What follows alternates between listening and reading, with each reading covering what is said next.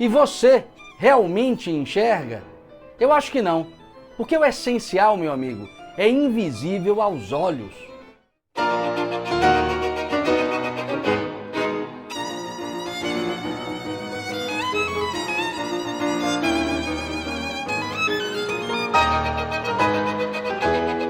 Eu agora começo a live de hoje com o tema como a mentira ou as mentiras se vestem de verdade em nossa vida. Eu não poderia deixar de começar esta live com uma parábola muito lúdica, muito objetiva, muito interessante, até muito bela e engraçada. A parábola da mentira e da verdade, às vezes traduzida como a parábola do encontro da mentira com a verdade. Talvez vocês conheçam. A história é basicamente a seguinte: a mentira encontra-se com a verdade e diz a ela: bom dia, senhorita verdade. E a verdade, é claro, olha para o céu, olha para cima para verificar efetivamente se está um bom dia. Percebe que não há nuvens escuras no céu, percebe pássaros voando e, verificado isso, responde a mentira: bom dia. E a mentira prossegue. Está um calor asfixiante, não é, senhorita verdade? A verdade percebe de pronto que realmente está muito calor e diz: é verdade, está muito calor. E depois de perceber que a mentira havia falado duas verdades, ela relaxa. E aproveitando este relaxamento, a mentira olha para um lago próximo deles dois e diz: vamos tomar um banho de água refrescante, e imediatamente se despe, tira as suas roupas, pula na água e diz a verdade: vem verdade, pula, porque a água está maravilhosa, está uma delícia. E a verdade, confiante na fala da mentira, se despe, tira as suas roupas e pula também na água. Só que neste momento, a mentira sai de fininho, veste as roupas da verdade e se manda, meu amigo. A verdade, então, se dá conta do ocorrido e, coerente com a sua própria natureza e respeitando a sua própria natureza, e sem temer o mundo, porque nada deve a ele, sai nua a caminhar pelo próprio mundo. Então, é esta a parábola, e ela nos convida a perceber, de uma perspectiva psicológica moral, prestem atenção, nos chama a perceber, de uma perspectiva psicológica moral, aquilo que, em geral, nós não damos muita importância na nossa vida. Ela nos chama a perceber uma questão existencial que é praticamente um ponto cego em nossa consciência. O que, professor? Ela nos chama a perceber. Ora, meu amigo, minha amiga, que é sempre muito mais fácil nós acreditarmos na mentira vestida de verdade do que na verdade nua e crua. Porque aceitar ou acreditar na verdade nua e crua, independentemente da forma como ela se apresente na nossa vida, pressupõe, como nos fala Platão, obedecê-la. Aceitar a verdade nua e crua pressupõe obedecê-la, e obedecer a uma verdade pressupõe, em geral, que nós contrariemos alguns ou muitos dos nossos interesses particulares, leia-se egoístas, e contrariar muitos de nossos interesses particulares ou egoístas, por vezes, pressupõe que nós arranquemos os nossos próprios olhos para ver melhor, como nos fala o mito de Édipo, traduzido de forma exemplar por Sófocles em Édipo Rei. O que eu disse para vocês agora, em síntese, é que, observem, é sempre muito difícil lidar com a verdade. Aceitá-la pressupõe obedecê-la, obedecê-la pressupõe contrariar os nossos próprios interesses, e contrariar nossos próprios interesses, às vezes, nos leva a enfrentar uma dor dilacerante. Como nos fala o mito Édipo Rei, porque neste mito, Édipo é tocado por uma experiência trágica, o que na filosofia é chamado de anagnórise. Aristóteles se refere à anagnórise como um momento em que o personagem é afrontado por uma verdade. Essa verdade, quando se instaura na vida dele, o leva a um dramático sofrimento, e esse dramático sofrimento o leva a perceber coisas de sua vida que ele até então evitou conhecer por medo ou por conveniência egóica. É o que o Aristóteles também chama de peripeteia, o giro ou a roda da fortuna na sua ação dramática de colocar o indivíduo diante de si próprio ou diante do iludibriável espelho de sua própria autoconsciência. Mas voltando para o que eu quero dizer para vocês, observem, fugir da verdade ou simplesmente evitá-la é, portanto, uma tendência, é, portanto, uma inclinação que nos toca a todos. Porém, muita atenção, há quem, por admiração e respeito à sua nudez, ou simplesmente porque já é capaz de amá-la profundamente, há quem, por admiração e respeito à sua nudez, e por amá-la, se recuse a fugir dela, se recuse a evitá-la em sua vida e até se coloque a segui-la, custe o que custar. Há homens assim. E há quem, obviamente, por medo dela, ou porque não suporta a claridade ou a beleza de sua nudez, há quem, por medo ou por não suportar a refulgência de sua nudez, prefira apenas as suas roupas para, é claro, cobrir as suas próprias mentiras com as roupas da verdade. Aos primeiros homens, damos o nome de homens de valor, homens autênticos, homens nobres, se quiserem numa terminologia filosófica grega, kalokagatóis, homem nobre, homem aristocrata de espírito, homem amante da verdade. Já os segundos são os chamados homens massa, na terminologia do filósofo José Ortega y Gasset e na terminologia também do filósofo Michael Walkenschott. Então, nós temos aí duas tipologias.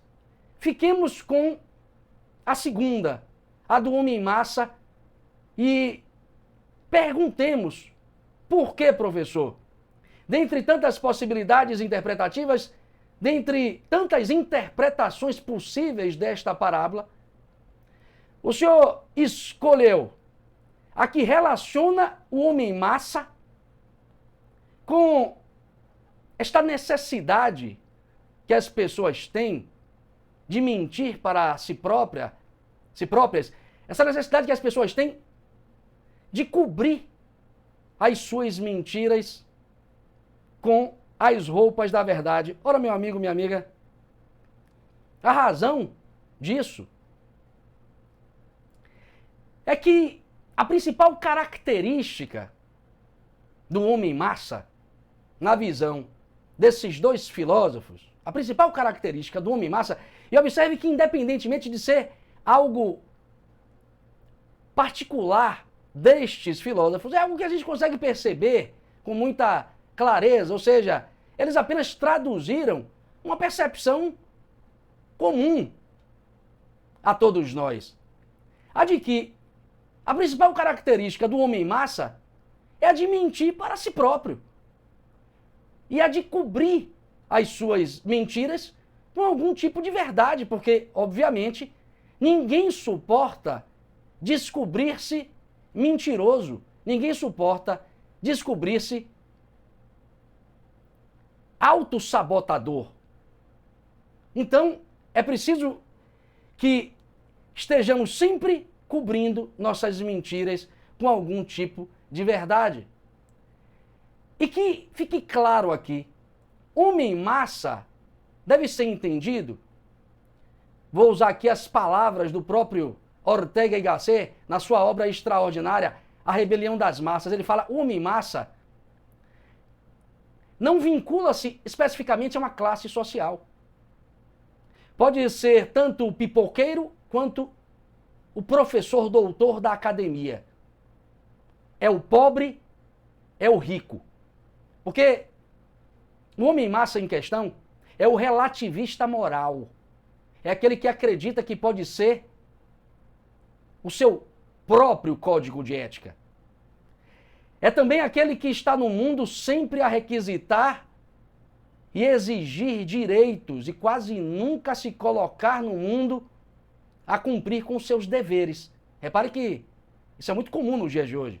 As pessoas estão aí sempre exigindo direitos. Pois é uma das expressões, é uma das significações que o Ortega y Gasset dá do homem-massa. E tem mais uma outra que eu particularmente gosto muito. Ele diz, o homem-massa é aquele que não tem obrigações de nobreza para consigo próprio e para com o mundo. Ele não tem compromisso com a nobreza de espírito. Ele acha que o mundo deve a ele alguma coisa. E por isso está sempre com suas mãos a requisitar direitos, está sempre se colocando no mundo como o seu próprio código de ética ou com o seu próprio código de ética, está sempre no mundo de costas para os valores da nobreza e da valentia de espírito. Olhemos dois traços característicos do homem-massa, tendo em vista a proposição desta live, tendo em vista compreendermos como a mentira se traveste de verdade na consciência da maioria das pessoas sem que ela sequer se dê conta disso. Olhemos para dois traços característicos do homem-massa, tendo em vista este horizonte de compreensão. Compreender como em nós essas mentiras são travestidas de verdade sem que sequer nós as percebamos. Primeiro traço característico. Todo homem-massa é incapaz de perceber o abismo profundo que há entre o seu eu real e as imagens padronizadas que ele é chamado a representar na sociedade. Todo homem-massa é incapaz de perceber o vale profundo entre o que é ele de verdade e o que são as imagens padronizadas que ele é chamado a personificar na sociedade, o que acaba levando ele a se confundir com as máscaras sociais pelas quais os outros lhe reconhecem e, consequentemente, levando ele a substituir o seu eu real ou a sua verdadeira identidade por um arranjo cômodo de aparências. O que eu quero dizer para vocês é que o homem-massa está sempre criando máscaras daquilo que ele gostaria de ser, mas não é. E o que é pior, ele cria essas máscaras e se apaixona por elas de um modo tal que ele já não consegue distinguir nele próprio quem é ele mesmo e quem é máscara na sua experiência de mundo. na sua experiência de vida. Ou seja, ele não consegue perceber quem ele é dentro de si próprio. Como fica muito claro naquele conto de Robert Fisher, o cavaleiro preso na armadura. Só que tem um detalhe, meu amigo. Só que tem um detalhe. Observe. Ele está aí, absolutamente identificado com a sua máscara, mas não percebe que está. O detalhe, que não é qualquer detalhe, é que ele não enxerga o arranjo cômodo de aparências que está vestindo, ele não enxerga as próprias mentiras que veste de verdade. Só que as pessoas, em geral, enxergam. Só que os outros, em geral, conseguem distinguir quem ele é realmente das máscaras que ele está usando. Porque, muita atenção para o que eu vou dizer, todo mundo enxerga melhor as nossas máscaras. Eu diria até que enxerga muito mais do que nós mesmos. Observem que nós sabemos disso, porque nós sabemos quando uma pessoa está mentindo. Tanto sabemos, observem vocês, tanto sabemos, que às vezes, por constrangimento ou por manipulação, nós fingimos acreditar na máscara de uma pessoa, quando na verdade estamos olhando para o rosto dela. Estamos olhando para a face real que ela esconde por trás da máscara. Seja por constrangimento, seja por manipulação, repito. Porque o nome está dizendo, máscaras são sempre máscaras. Elas cedo ou tarde caem. Máscaras são sempre máscaras. E é por isso que nós somos tão influenciáveis. É por isso que nós somos tão corruptíveis. É por isso que nós somos tão subordináveis. Desculpa, subornáveis. Então, observe que esse é o primeiro traço, diria até de característica mais existencial. Agora, olhemos para um traço característico do homem-massa, que é de caráter mais cognitivo. Eu diria a vocês que todo homem-massa não tem propriamente uma cabeça pensante. A cabeça pensante do homem-massa não é propriamente uma cabeça pensante, porque ela é, na verdade, um ninho para as chamadas ideias cuco. Que diabos que diabos são as ideias cuco, professor? Ora, meu amigo, minha amiga, as ideias cuco são os ismos ideológicos que hipnotizam as pessoas que, por indisposição ou impaciência para desenvolver suas opiniões mediante estudo, acabam fundindo, acabam consubstanciando em sua própria cabeça visões de mundo falaciosas com criações fantasiosas, acabam fundindo em sua própria cabeça sofismas filosóficos com produtos espontâneos de sua própria fantasia pessoal, dando origem ao que o professor e filósofo Ortega y Gasset chama de imbecilidade coletiva. Não entendi, professor. Você vai entender agora. Eu vou recorrer aqui a uma explicação biológica e a alguns exemplos para trazer à tona com mais clareza esse segundo traço característico do homem-massa. Se liguem. Primeiro, explicação biológica. O cuco é curiosamente um pássaro que coloca os seus ovos no ninho de outros pássaros para que estes possam chocá-los para ele. É um pássaro espertalhão. Eu não preciso traduzir o que eu acabei de dizer na relação que isso tem com a nossa cultura, porque está claro. Agora vamos aos exemplos, porque aí vocês vão ter em mãos algumas pedras de toque desses tais ismos ideológicos que tanto hipnotizam as pessoas e que traduzem muito bem as tais ideias cuco. Eu vou para exemplos que eu tenho na minha própria vida. Eu vivi isso. Eu ouvi de uma amiga uma vez, quando me viu perplexo pela atuação dos Black Blocs nas ruas de São Paulo, precisamente na Avenida Paulista, os Black Blocs quebrando tudo. E eu digo, que absurdo é esse? O que é isso? É a barbárie? Ela me respondeu assim, não, isso é ódio do bem, amigo, isso é ódio do bem.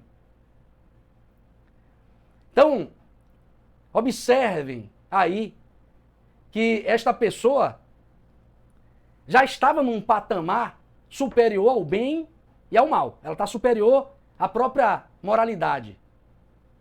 Então ela enxerga o mundo de uma ótica que, se investigada, revela que ela pouco conhece do que está falando. Foi apenas seduzida e arrastada por algum discurso ideológico da moda. Eu tenho outras experiências, outros exemplos. Eu, numa conferência aqui na Bahia, dando uma conferência sobre um tema filosófico para professores da rede municipal de uma cidade aqui da Bahia, eu fui interpelado por um professor que me disse que ler Monteiro Lobato causa racismo infantil nas crianças. Ele me disse com a certeza matemática de que 2 mais 2 é igual a 4. Eu já ouvi de colegas de trabalho frases do tipo, como confiar na filosofia de Aristóteles, sendo ele um filósofo eurocêntrico, escravocrata e branco. Eu já ouvi de uma amiga expressões do tipo, que dignidade daquele ator que pediu desculpas publicamente por ser hétero.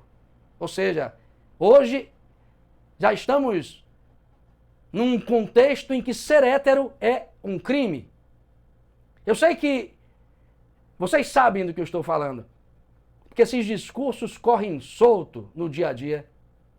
E eu repito, eles não passam de reproduções de ideias cucu, ideias que foram inoculadas na cabeça de pessoas. E é incrível perceber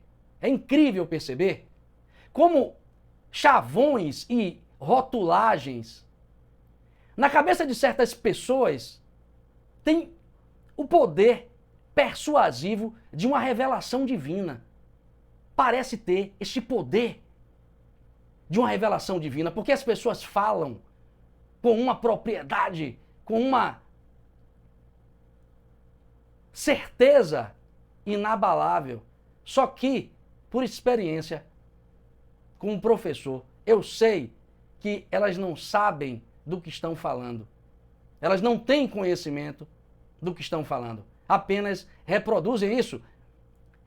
É interessante que o Ortega y Gasset usa uma expressão até um tanto quanto complexa para definir esse tipo de postura, sobretudo quando ela se relaciona com a política. Ele chama de hemiplegia moral. Que diabo é hemiplegia moral? É uma expressão quase médica de um problema que é de ordem percepcional. Poderia ser bem traduzido como aquele que não consegue olhar para o mundo de uma perspectiva unificadora. Ele só olha com a metade da consciência. É precisamente isso que o Ortega y Gasset está dizendo. É precisamente o olhar para o mundo com os olhos das emoções. Ou é pensar não pela mente, mas pelas emoções. E vocês podem constatar isso observando, por exemplo, que todo homem em massa, quando contrariado emocionalmente por algum argumento, ele não hesita em forçar as suas faculdades cognitivas para encontrar uma prova de que ele está certo, custe o que custar, meu amigo. E ele o faz com uma intensidade tal, e ele procura provar que está certo, com uma intensidade tal, que ele condiciona e até vicia o seu raciocínio a nunca recuar, a nunca retroceder, mesmo quando ele percebe, mesmo quando ele descobre que está errado. Olhe a mentira aí sendo vestida de verdade, porque o homem massa, se liguem, o homem massa não fica constrangido, o homem massa não se envergonha de colocar a sua razão a serviço da irracionalidade e da conveniência emocional. Ele não fica constrangido ao violar a sua inteligência. E isso é claro porque ele não está preocupado em aprender nada com uma discussão, ele está preocupado em ganhar a discussão, ele está preocupado apenas em vencer a discussão. Aliás, discutir com um homem massa, prestem atenção, discutir com um homem massa é uma tarefa, meu amigo, minha amiga, das mais hercúleas, é uma tarefa das mais difíceis de se empreender. Porque observem comigo, as razões de um debatedor inteligente, as razões de um debatedor culto, as razões de um debatedor interessado em aprender com o diálogo, estão quase sempre nítidas, estão quase sempre transparentes no conteúdo do seu discurso. Por quê, professor? Ora, porque foi ele quem as pensou, foi ele quem as desenvolveu, estando elas certas ou erradas. Ele está ali esforçando-se para aprender, para ampliar sua compreensão. Então, o contraditório é sempre bem-vindo. Ele está sempre disposto a assimilar aquilo que ele não conhece. Mas as razões, os argumentos do homem massa são uma verdadeira barra funda, uma confusão geral, porque nem ele próprio conhece as matrizes dos argumentos que ele próprio utiliza. De onde ele extrai isso? Da atmosfera social confusa na qual ele se encontra inserido.